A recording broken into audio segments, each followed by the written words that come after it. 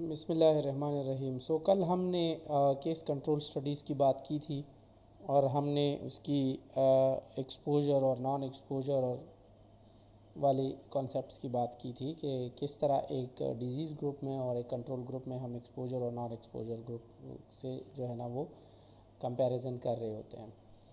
आज हम cohort study की बात करेंगे। ये भी एनालिटिकल डिज़ाइन है, नॉन इंटरवेंशनल यानी ऑब्जर्वेशनल कैटेगरी के अंदर जो क्वांटिटेटिव रिसर्च का है। कोहर्ट स्टडी बुनियादी तौर पे ये क्या होती है इसको समझ लेते हैं। जैसे आपको स्लाइड पे दिख रहा है, in a cohort study a group of individual that is expose to a risk factor is compare to a group of individual not expose to the risk factor. बड़ा स्ट्रेट फॉरवर्ड है कि हमारे पास दो group हैं। एक group ऐसा है जो किसी डिजीज़ या किसी कंडीशन के रिस्क फैक्टर से एक्सपोज हुआ है और एक है जो एक्सपोज नहीं हुआ। जो ग्रुप रिस्क फैक्टर से एक्सपोज्ड है उसको हम कंपेयर करते हैं उस ग्रुप के साथ जो रिस्क फैक्टर से एक्सपोज नहीं है। जो ग्रुप रिस्क फैक्टर से एक्सपोज होता है उसको हम स्टडी ग्रुप कहते हैं या ऑब्जर्वेशनल ग्रुप कहते हैं, और जो ग्रुप रिस्क फैक्टर से एक्सपोज नहीं होता उसको हम कंट्रोल ग्रुप कहते हैं। अब रिसर्चर क्या करता है? The researcher follows both group over time and compare the occurrence of the problem that he expect to be related to the risk factor in the two groups to determine whether a greater proportion of those with the risk factor are indeed affected.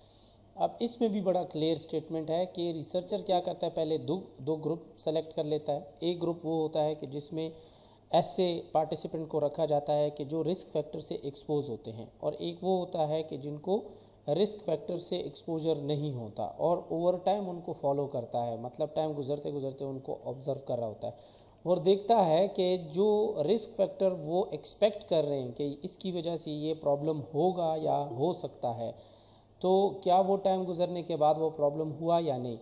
जिसकी बहुत relevant example ये Covid के दौरान, कि अगर जैसे एक non affected या नॉन इन्फेक्टेड पेशेंट था कि जो बिल्कुल कोई इंडिविजुअल था जो इन्फेक्टेड नहीं था, बिल्कुल सेहतमंद था, और वो किसी ऐसे पर्सन को या इंडिविजुअल को एक्सपोज हुआ कि जिसको कोविड था, जिसके साथ उसने हाथ मिलाया या कोई इन कांटेक्ट आया।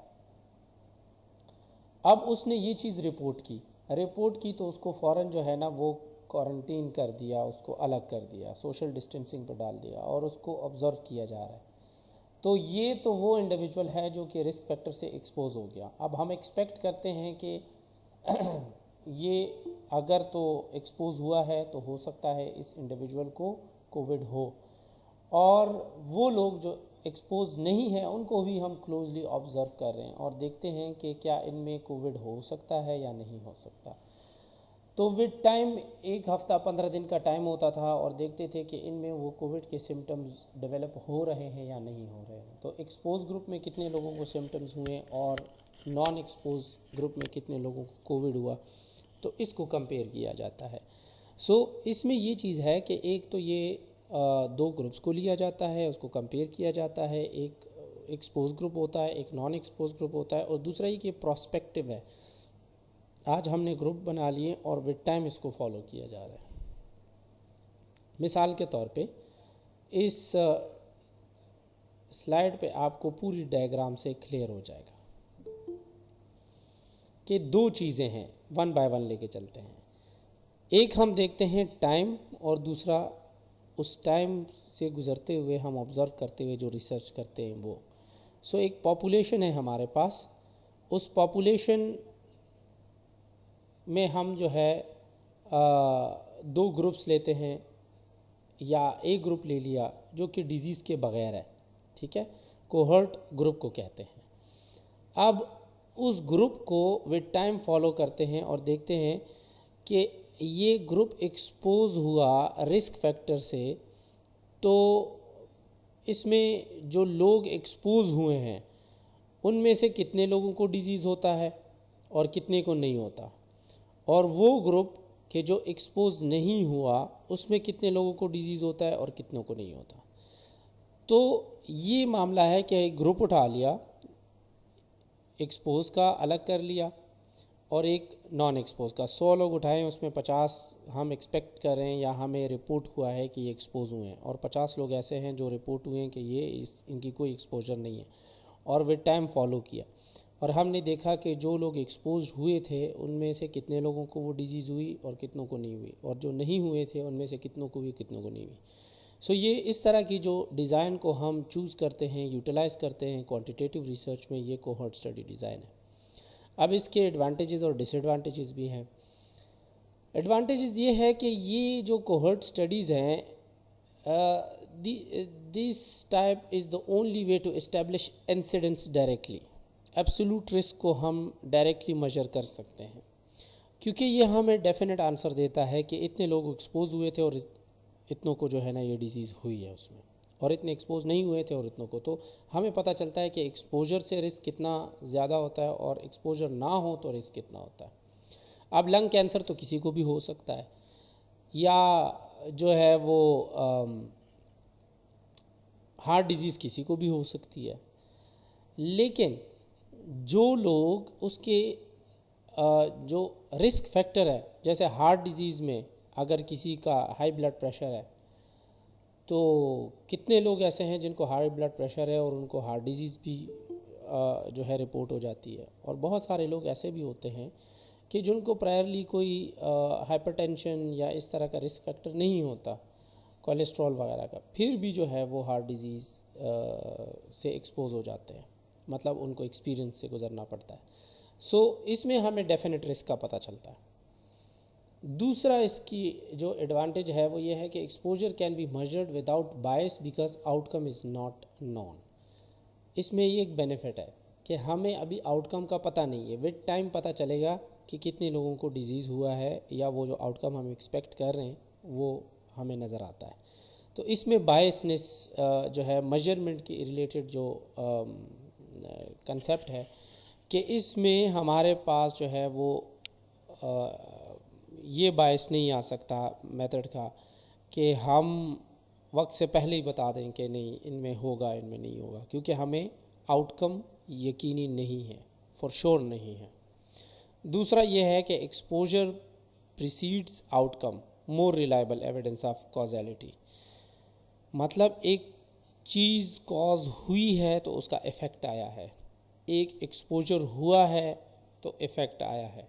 तो इससे हमें जो है आउटकम के साथ जो रिस्क फैक्टर की एसोसिएशन है उसके यकीनी होने का पता चलता है कि वाकई ये रिस्क फैक्टर है जो इसकी वजह से ये आउटकम आया है, क्योंकि पहले एक्सपोजर होता है फिर उसके बाद आउटकम आता है। तो कॉजैलिटी, कॉज एंड इफ़ेक्ट वाला फिनोमेना हमें यहाँ से स्ट्रांगली पता चलता है।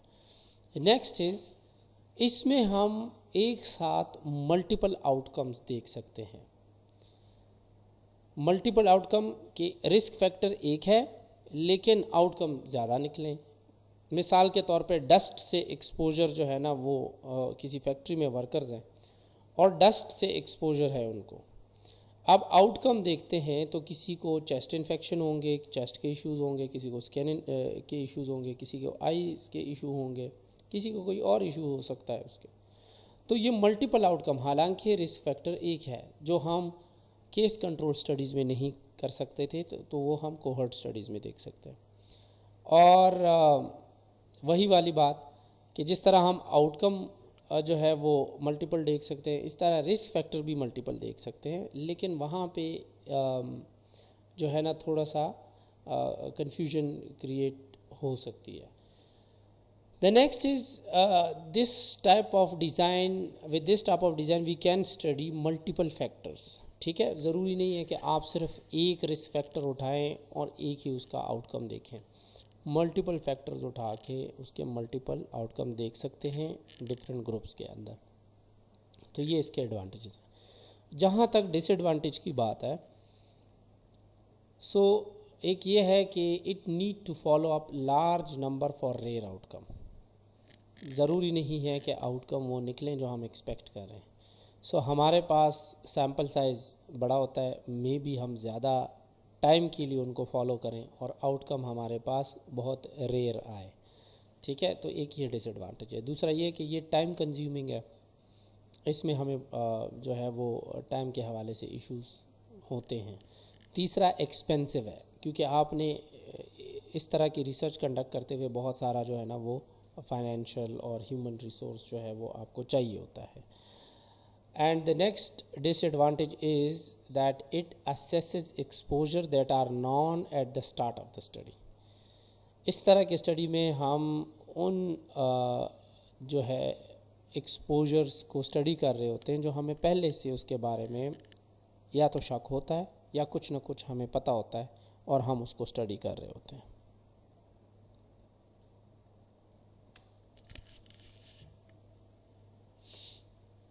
तो यहाँ पे हमारा जो ऑब्जर्वेशनल या नॉन इंटरवेंशनल स्टडी डिज़ाइंस हैं वो ख़त्म हुए हैं। अब हम आते हैं एक्सपेरिमेंटल स्टडीज़ की तरफ। एक्सपेरिमेंटल स्टडीज़ में याद रखें कि हमारे पास एक्चुअली एक्सपेरिमेंट्स होते हैं, कोई इंटरवेंशन होती है या कोई एक्शन अप्लाई हो रहे होते हैं और इसमें हम जो है ना वो उसका असर देखते हैं। तो एक तो यह है कि इसके 3 मेन कैरेक्टरिस्टिक्स हैं। नंबर 1, एक जो यहाँ पे आपको स्लाइड में फर्स्ट पे दिख रहा है कि इसमें हम जो भी पार्टिसिपेंट्स सेलेक्ट कर रहे होते हैं वो रैंडमली असाइन होते हैं। रैंडमली उनको एटलीस्ट 2 ग्रुप्स में हम डिवाइड करते हैं। ठीक है, कोई भी एक्सपेरिमेंटल स्टडीज़ होती है, क्योंकि इसमें हमारे पास कंट्रोल लाजमी होना चाहिए।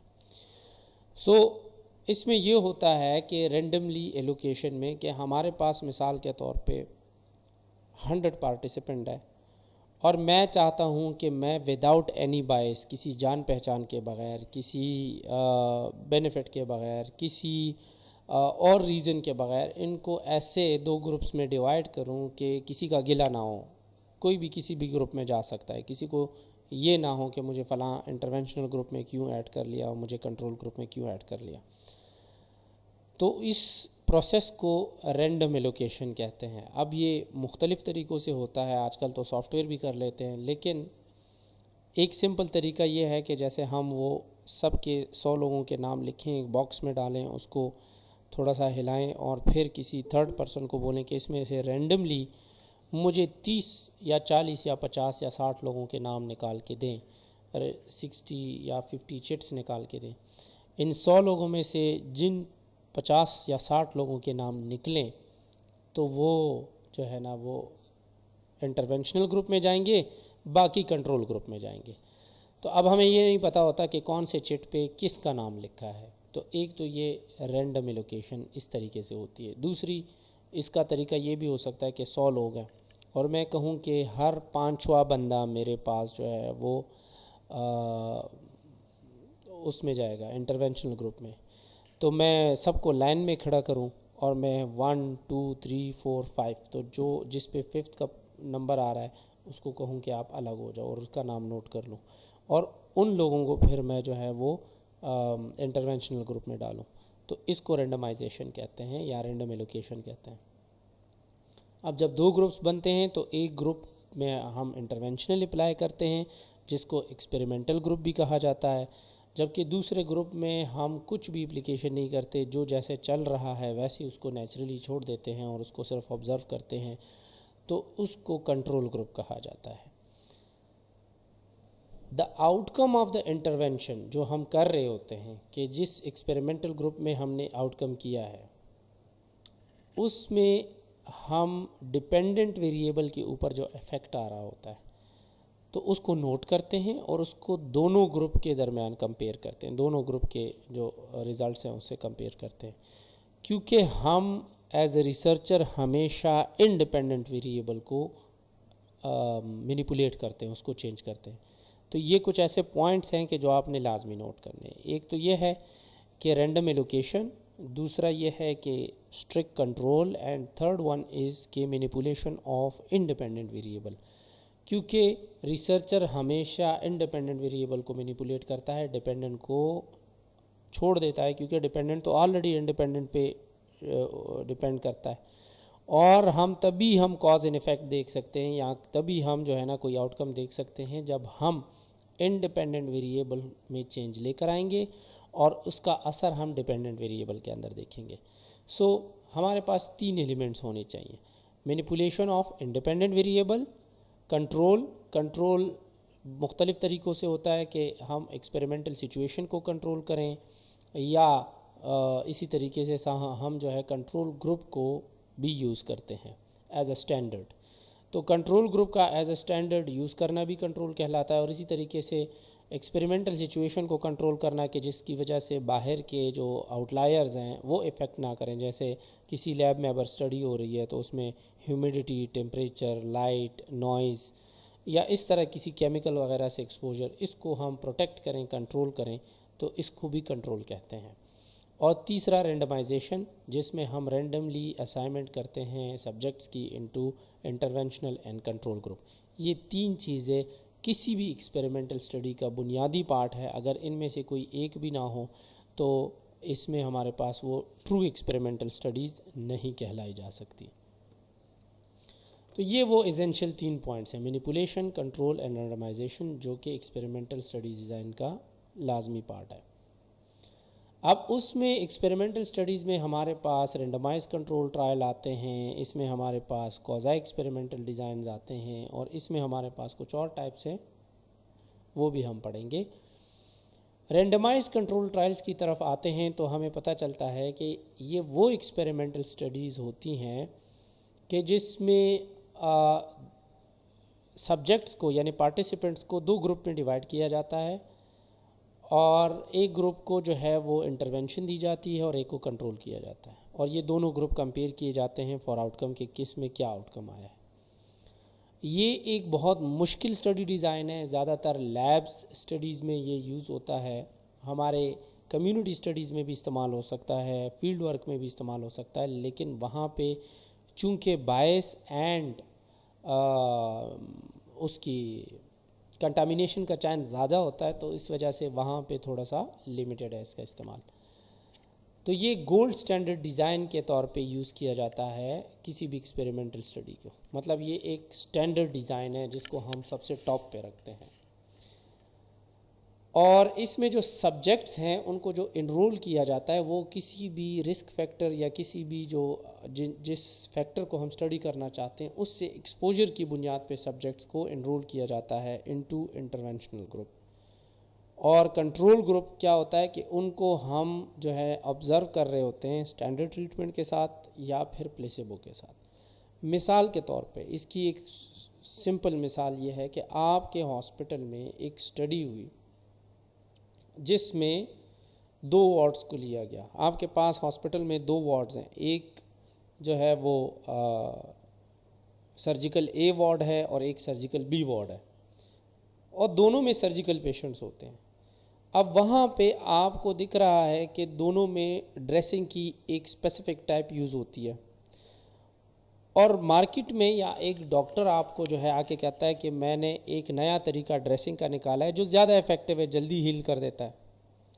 तो अब रिसर्च कमेटी क्या करती है कि वो उसकी एफिकेसी को टेस्ट करती है।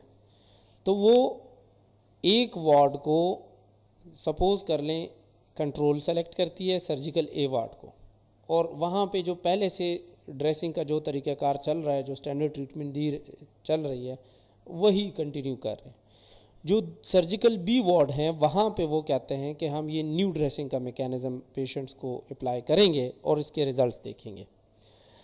अब वो बताते नहीं हैं किसी को कि ये क्यों हम कर रहे हैं, अदर देन पार्टिसिपेंट जो इनरोल्ड होते हैं उनको कंसेंट के टाइम बता देते हैं कि हम एक नया तरीका अप्लाई करेंगे और उसके हम आउटकम देखेंगे। बाकी जो डॉक्टर्स हैं, जो स्टाफ है, जो वहाँ पे अटेंडेंट्स हैं, उनको भी नहीं बताते। और दूसरी बात यह है कि सर्जिकल ए वार्ड के पेशेंट को नहीं पता कि क्या ये मैकेनिज्म सर्जिकल बी में भी यूज़ हो रहा है या नहीं, और सर्जिकल बी को भी नहीं पता कि ये सर्जिकल ए में हो रहा है या नहीं हो रहा। तो इस तरीके से कंटामिनेशन को प्रोटेक्ट किया जाता है, और फिर वहाँ पे over a period of time data collect किया जाता है और उनके रिज़ल्ट्स को कंपेयर किया जाता है कि सर्जिकल ए में जो स्टैंडर्ड ट्रीटमेंट चल रही थी वो ज़्यादा इफ़ेक्टिव है या जो सर्जिकल बी में न्यू ट्रीटमेंट इंट्रोड्यूस कराई है वो ज़्यादा इफ़ेक्टिव है। तो ये एक सिंपल सी मिसाल है रेंडमाइज कंट्रोल ट्रायल की। अब रेंडमाइज कंट्रोल ट्रायल में भी ये 3 कैरेक्टरिस्टिक लाजमी होते हैं। randomization, control and manipulation of independent variable.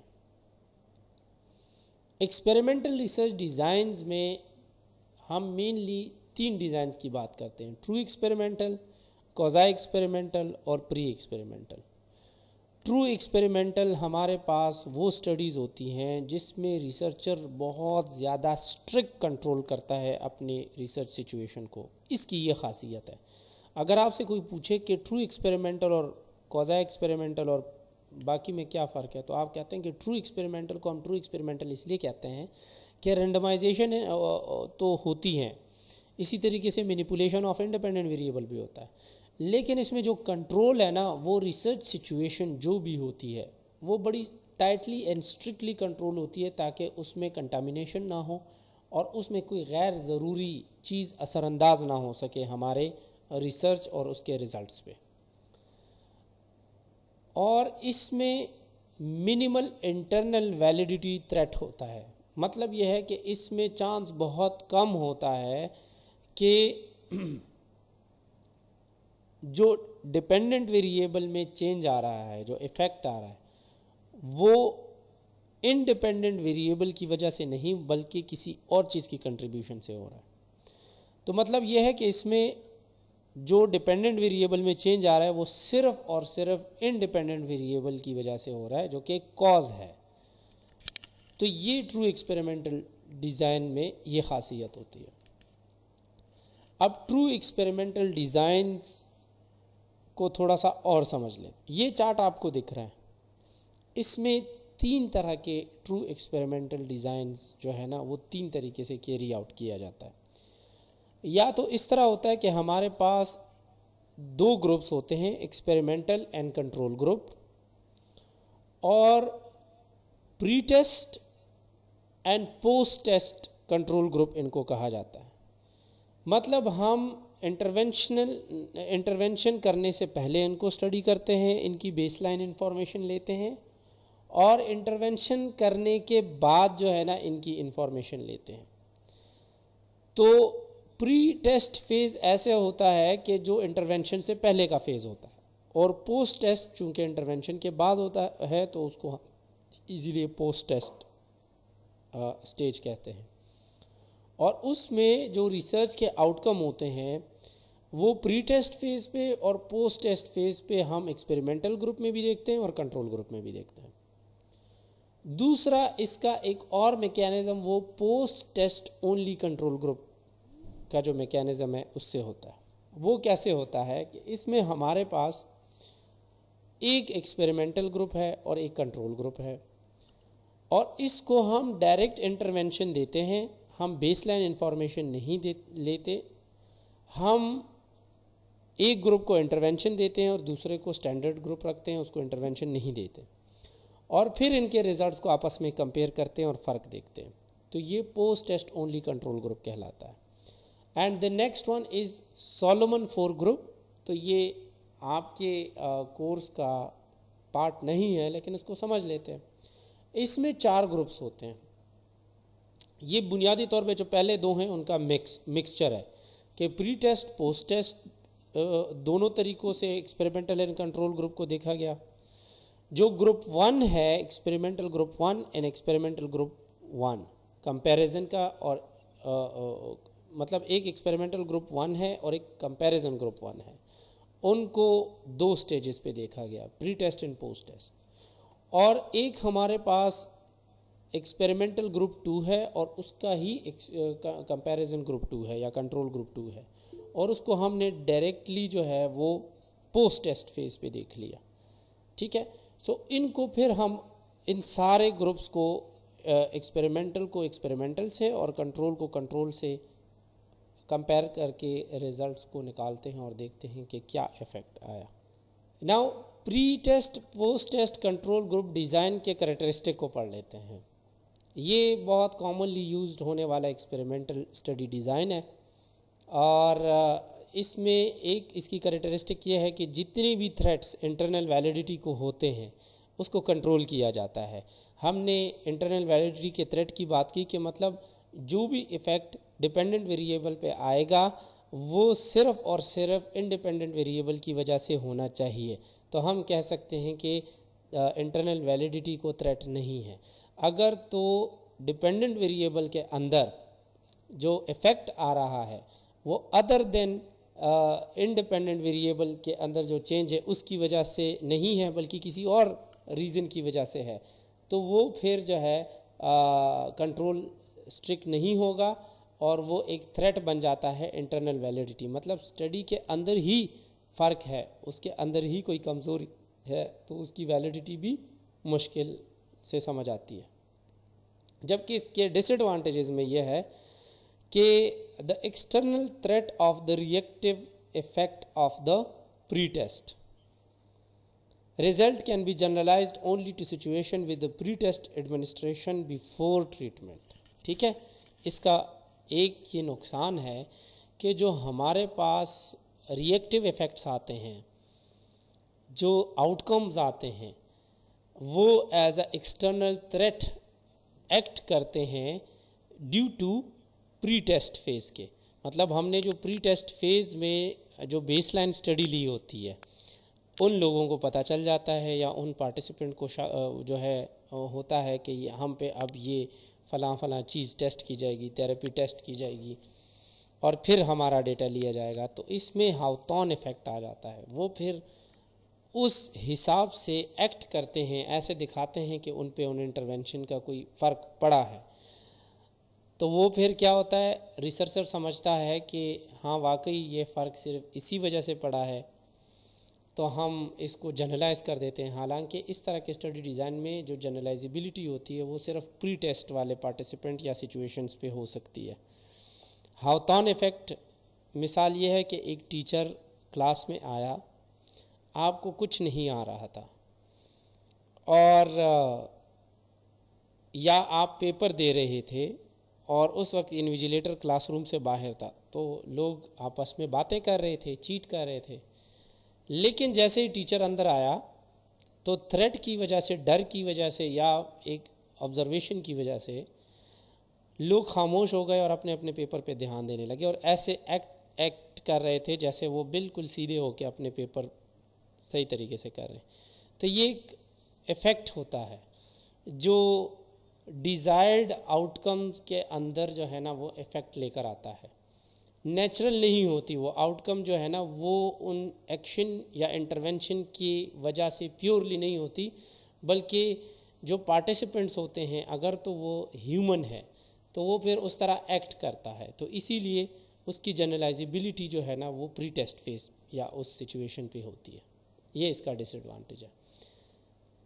Post test only control group design को हमने समझ लिया पिछले स्लाइड में। अब इसके एडवांटेज और डिसएडवांटेज की बात करते हैं।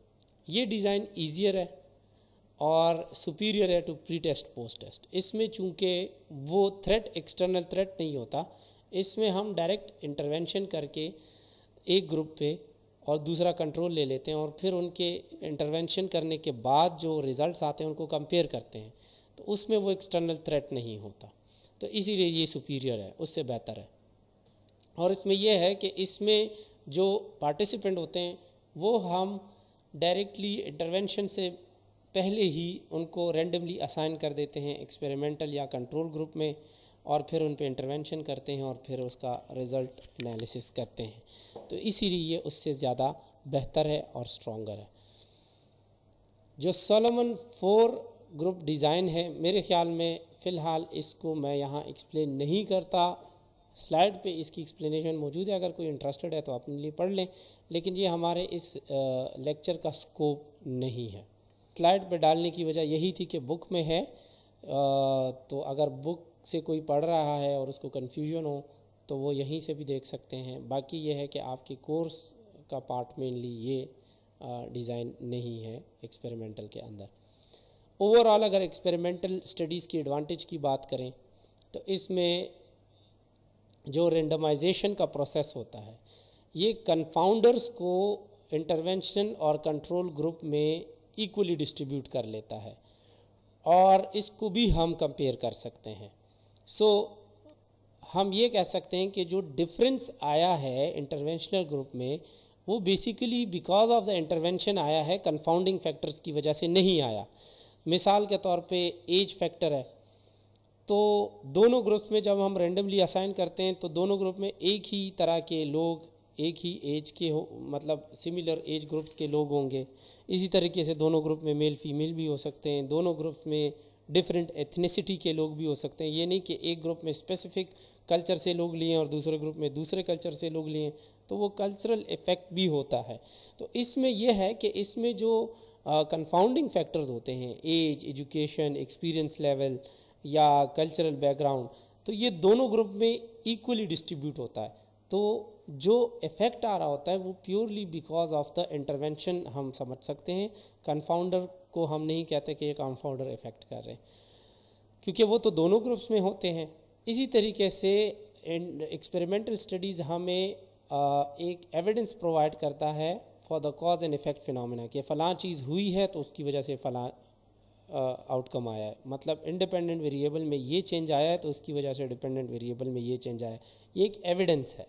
तो इस तरह की स्टडीज़ हमें एविडेंस प्रोवाइड करती है। इसी तरीके से इन स्टडीज़ के अंदर हमारे पास eligibility criteria, treatment and outcome assessment के लिए एक स्टैंडर्डाइजेशन हमें अलाउ करती है, ये कि हम एक स्टैंडर्ड एलिजिबिलिटी क्राइटेरिया को लेके एक स्टैंडर्ड ट्रीटमेंट भी लेके चलें और साथ में न्यू इंटरवेंशन भी करें और फिर उनके आउटकम को असेस करें। तो ये हमें स्टैंडर्डाइजेशन देता है। और इसी तरीके से इन एक्सपेरिमेंटल डिज़ाइंस में हम जो है स्टैटिस्टिकल टेस्ट अप्लाई करते हैं और हर स्टैटिस्टिकल टेस्ट की अपनी अजम्पशन होती है। तो अगर हमें पता हो कि फ़लाँ फ़लाँ अजम्पशंस हमारे पास हैं, फ़लाँ फ़लाँ जो उसके प्रिंसिपल्स हैं कि भाई ये कंडीशन होगी, ये कंडीशन होगी, ये कंडीशन होगी, तो हम ये टेस्ट अप्लाई करेंगे। तो हम वो स्पेसिफिकली वो टेस्ट चूज़ कर लेते हैं और उसको डेटा पे अप्लाई करके उसका आउटकम असेस करते हैं। तो इसमें जो भी स्टैटिस्टिकल टेस्ट अप्लाई होता है वो पहले अजम्पशन की बेस पे हम असेस करते हैं और फिर वो टेस्ट अप्लाई करते हैं। ये इसकी एडवांटेजेस है। डिसएडवांटेजेस में ये है कि एक्सपेंसिव है हर तरीके से, टाइम हो, मैन पावर हो, रिसोर्सेज हो, सब इसमें बहुत चाहिए होते हैं। दूसरा ये है कि इंटरवेंशन या सरकमस्टांसेस को टेस्ट करने के लिए एथिकल इश्यूज सामने आते हैं। हमें नहीं पता होता कि जो न्यू इंटरवेंशन हम टेस्ट कर रहे हैं क्या वो सेफ़ है भी या नहीं, क्या लोगों को एक्सेप्टेबल है भी या नहीं। तो इस तरह के एथिकल इश्यूज का सामना आ सकता है। And next is may be unsuitable because of the problem like likely cooperation and rarity of outcome, कि हमारे पास जो है उन सिचुएशन में इस तरह की स्टडीज़ नहीं हो सकती कि जहाँ पे टीम वर्क ना हो, जहाँ पे कोऑपरेशन ना हो और जहाँ पे आउटकम रेयर हो, तो उसमें हम एक्सपेरिमेंटल स्टडीज़ नहीं कर सकते। इसमें हमारे पास ये नेक्स्ट पॉइंट जो है ये क्या कह रहा है कि it tends to induce artificial situation because of volunteerism, strict eligibility criteria and highly standardized intervention that may be different from which occurs in common practice. ये तीन चीज़ें हमारे पास ऐसी हैं कि जो आर्टिफिशियल सिचुएशन प्रोड्यूस कर सकती है। पार्टिसिपेंट आपके साथ जो वॉलंटियर कर रहे हैं, तो ये वॉलंटियर के तौर पे जब वो एक्ट कर रहे होते हैं तो वो आपकी मर्ज़ी से चलते हैं। वो फिर ज़रूरी नहीं है कि वो नेचुरली एक्ट करें। वो सम टाइम्स जो है रिसर्चर ड्रिवन होते हैं, उनसे मुतासर होके या उनकी वजह से इन्फ्लुएंस होके वो जो है आर्टिफिशियल सिचुएशन बन जाती है। इसी तरीके से इस तरह की रिसर्च के अंदर जो है वो बहुत स्ट्रिक्ट एलिजिबिलिटी क्राइटेरिया होता है। तो उस क्राइटेरिया को फॉलो करते हुए हमें ऐसा लगता है कि ये शायद जो आम हालात में हम इंटरवेंशन को टेस्ट करें तो वो ऐसे ना हो। एंड सिमिलरली जो हम इंटरवेंशन लैब कंट्रोल स्टडीज़ में कर रहे होते हैं या कम्युनिटीज़ कंट्रोल सिचुएशन में कर रहे होते हैं, तो वो उनके रिज़ल्ट्स डिफरेंट हो सकते हैं जब हम उन इंटरवेंशन को अप्लाई करें नेचुरल सेटिंग्स में।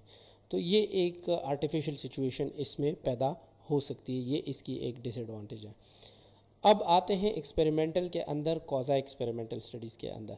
ये दूसरी जो है एक्सपेरिमेंटल की दो कैटेगरीज थी। एक एक्सपेरिमेंटल जिसके अंदर हमने रेंडमाइज कंट्रोल ट्रायल जिसमें हमने pre test post test only, ये दोनों पढ़ लिए। और क्वाज़ाई एक्सपेरिमेंटल जो है वो एक अलग कैटेगरी है। अब क्वाज़ाई एक्सपेरिमेंटल किस तरीके से एक्सपेरिमेंटल स्टडी से डिफरेंट होती है, इसमें एक कैरेक्टरिस्टिक ट्रू एक्सपेरिमेंटल की मिसिंग होती है, और वो क्या है कि इसमें या तो रेंडमाइजेशन नहीं होती, या फिर जो कंट्रोल है वो ज़्यादा स्ट्रिक्ट नहीं होता।